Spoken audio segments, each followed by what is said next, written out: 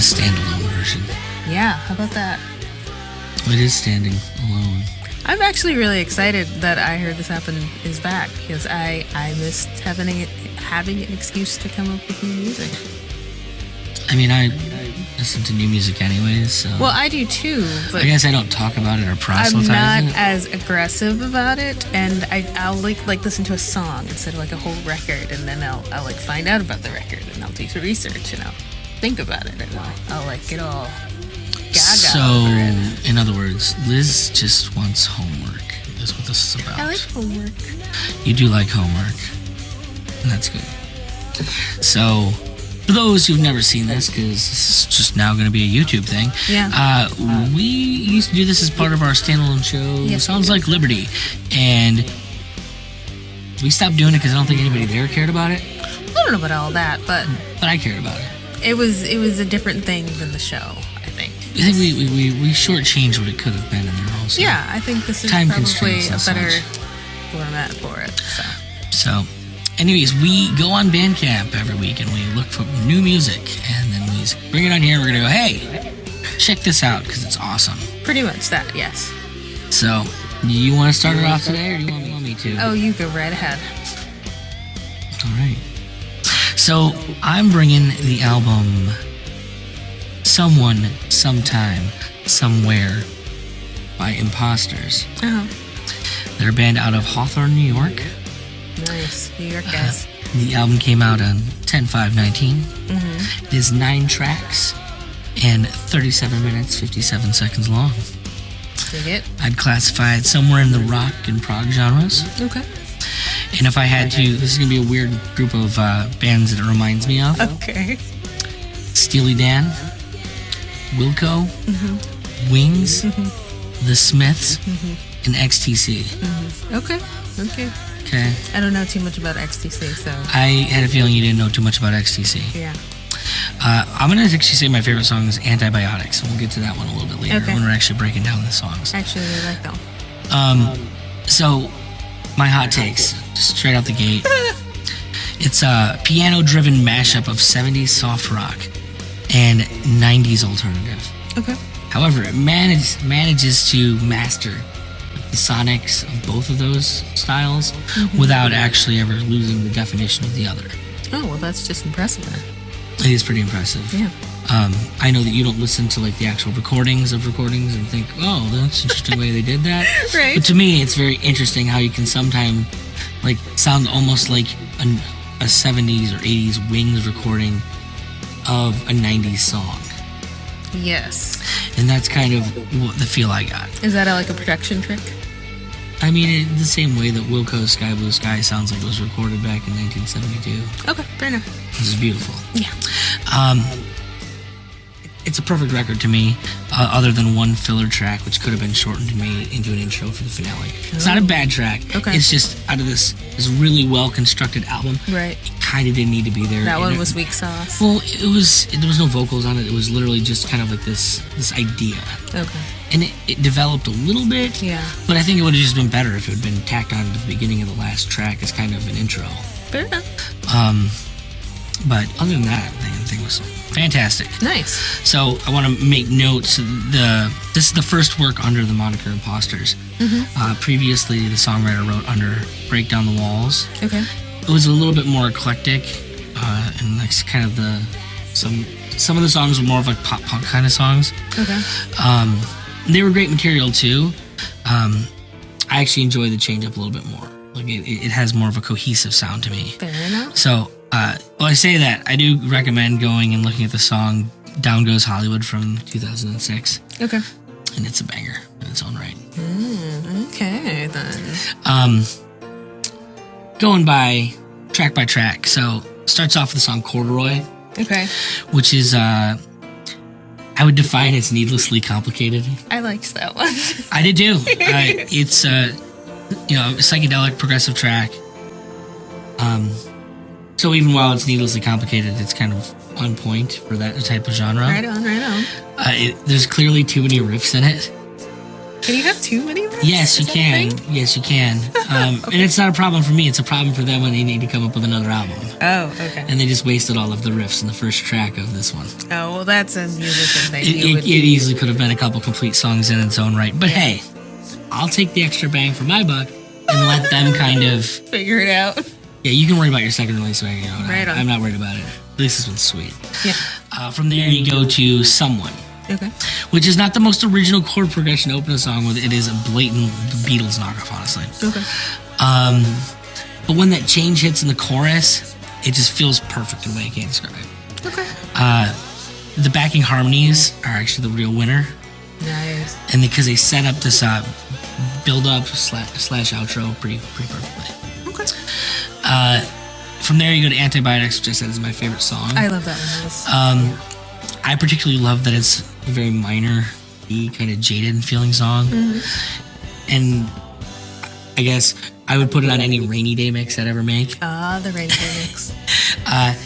The chorus actually features some really wonderful timing and chord changes that I think are awesome. It's one of those like progressive nods that they get. Like they do have their moments where they're kind of like, oh, you're thinking about what you're doing here. Thinking music. Yes.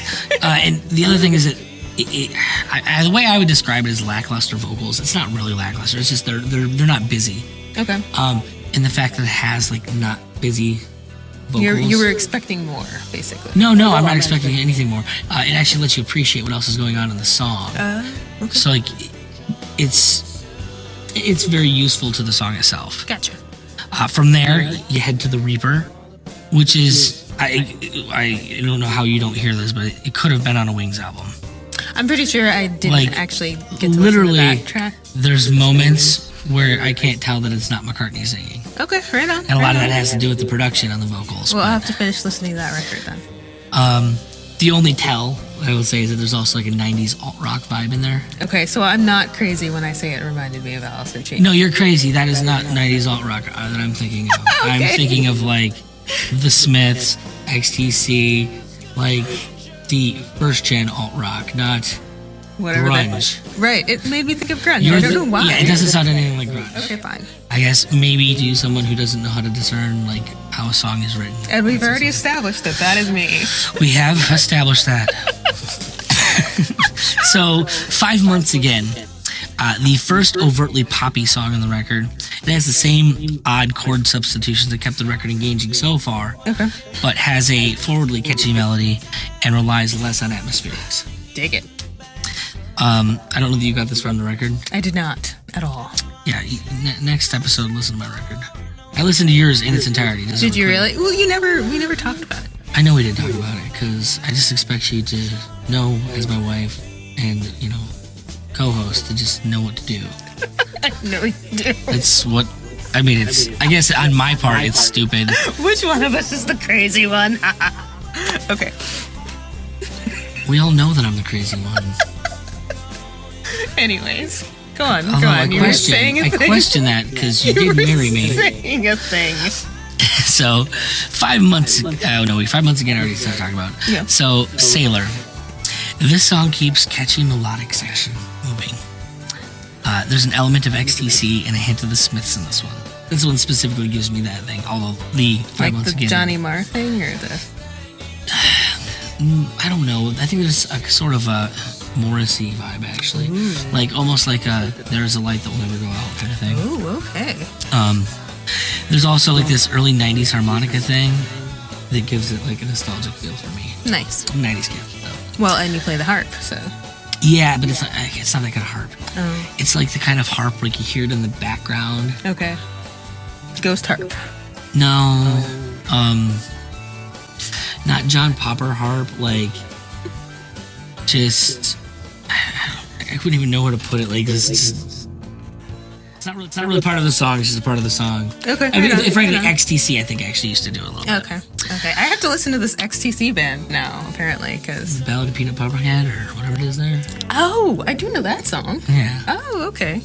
Yeah, that song was weird and awesome. So, problem solved. This particular number reminds me of the Beatles and the band. Okay. It's got a definitively 70s country infusion. That's a nice change after the last two tracks. Nice. They were very more 90s. Right. This kind of pulls it backwards. Taking it back. Track 8, Rain. This is the one track I said feels like filler. It's just, it's not bad. It's just, it doesn't really go anywhere. Gotcha. Honestly, it probably could have stolen a section or two from the intro song. And become its own become its own song with that. Yeah. Whatever. If you're not going to do that with it, you can just tack it on to the next song, Imposters, right. Which I will say is a fine way to end the record. It's got a driving beat, which you didn't really hear much of prior to this. Okay. And the lush vocals and organ really feel as though the song is equal parts 70s pastiche and 90s alt rock. Nice. And it kind of just serves to tie the record up in a nice, neat little package. I like it. So I was pretty on board with it. Nice. Okay. I guess you're up, babe. All right. So I found an emo kind of math band. They're called. They're not emo. Well, they're in the emo section of Bandcamp. And as we know, I am not a great judge of genres, so that's what they call themselves. Is that what they're calling Chan now, is emo? I don't know. I mean, it's kind of pop punk / modern guitar prog. Yeah, there is definitely that prog touch in there. The band's called Playburst, and they're from Malaysia. And it's a bunch of people who were like in a scene, and I went back and listened to like the bands that they mentioned in their bio that they have members from all these bands that are now in this like kind of super group. And they were like really hardcore, like growly, screamy, noisy, crazy. Well, yeah, it's because that's what all those kids stuff. That's what all those kids do now. Right. And so this is kind of like the accessible parts of that, and then the accessible parts of, I was thinking math rock, but you'd probably call it progressive rock. Math rock's fine. Like to me, it's modern guitar prog. Okay, yeah. And then taking those and kind of smashing them together. So it's I don't know. It feels smart. It feels skillful. It's actually really interesting because it's not like jaded lyrics about cutting yourself and death. It's actually they're really intentionally positive in their lyrics, which I thought was really interesting. Is that why it was called Positive Jams? Yeah. Why, yes. I think it may be. Okay. Yeah. So my favorite track is probably In Your Arms or Wish You Were Mine. In Your Arms is like a straightforward, like unironic love song, which is kind of amazing on an emo record or whatever you want to call this, to me. But the title track is We Will Be Fine, surprisingly a non-sarcastic track about a breakup. And the title track? Well, not the title track, the opening track, sorry. Okay, you call it a title track. I know, I did. Positive Jams is the name of that. Yeah, you're right. The opening track, We Will Be Fine, is surprisingly not sarcastic, but it does have like a lot of the intensity that you expect from a breakup. But it's also kind of, it has that syncopation and the noodling that you'd expect from the emo sort of progressive thing, but in a really skillful way. So then track 2 is, gosh darn it, what's the name of that one? You can just leave this track 2. Okay. Well, we'll be more organized next time, folks. It's an instrumentation showcasing song, and it's actually pretty sparse on lyrics. Like a lot of it is just this guy moaning, but he does a really awesome job. Well, just I'll be out of the gate. So I listened to the whole record. Yeah. The vocals are the one thing that does kind of lose me on it. Really? Yeah. You're not feeling the vocals? No, I'm not feeling the recording of the vocals. Oh, okay. They were. Is it too in your face? No, they're not in my face at all. Oh, okay. Like, they're all soupy in a way, which is odd. I'm Mr. Soup. Like I like delay. And, yeah. They're kind of buried in the mix. Huh. I'm not saying I couldn't get into it. Interesting. It's just not ideal, I think, for that style of music. Okay. So track 3 is Into My Arms, which has complex instrumentation, but it's more of a straightforward rhythmic song. Which again, it's an unironic song about falling in love. So I thought that was kind of cool that they went straightforward with it. Hurt Yourself has more of a pop punk feel to me. Like they have this kind of guitar groove that just kind of like comes in and it just keeps going. Like, and I feel like that's a pop punk thing. Well, they reminded me a lot of Boys Night Out. Yeah. Okay. Like not in perhaps because they get away from all the screaming stuff, but there's definitely that songwriting Well, they do throw the gang vocals in there like a couple times at a couple of the tracks. It's not the gang vocals. It's actually the guitar playing that really sold me. Okay. Because they use a lot of that very jangly, clean Stratocaster guitar sound, which you find in bands like Chun and things like that. Okay. So I love Boys Night Out, so that part of it was always going to appeal to me. Right, and then Hurt Yourself is the next, is that track, and it kind of, it's like that thing where I hear tons of songs with really sad lyrics that are like really upbeat. This is actually a song that sounds like more heavy, but the lyrics are basically kind of reach out before you do something self-destructive, which I thought was pretty constructive lyric-wise. And then you've got Positivity Jams, which is a brief instrumental track that is intricate but kind of meditative. I was just sort of... It gives you some space. I enjoyed that. Intricate and meditative, I guess, might go together. You think You're so? Be thinking about something that's, I guess... I suppose. Thinking about that. And then they bring you back to the Washes of Sounds with Big Mouth, and it's just everything like kind of comes up and slaps you in the face like right off the bat, and then they're just driving away with it. Okay. Yeah. Then you've got Be Strong is a really cool one. Or no, I think About Time might be the next one. No, it is Be Strong.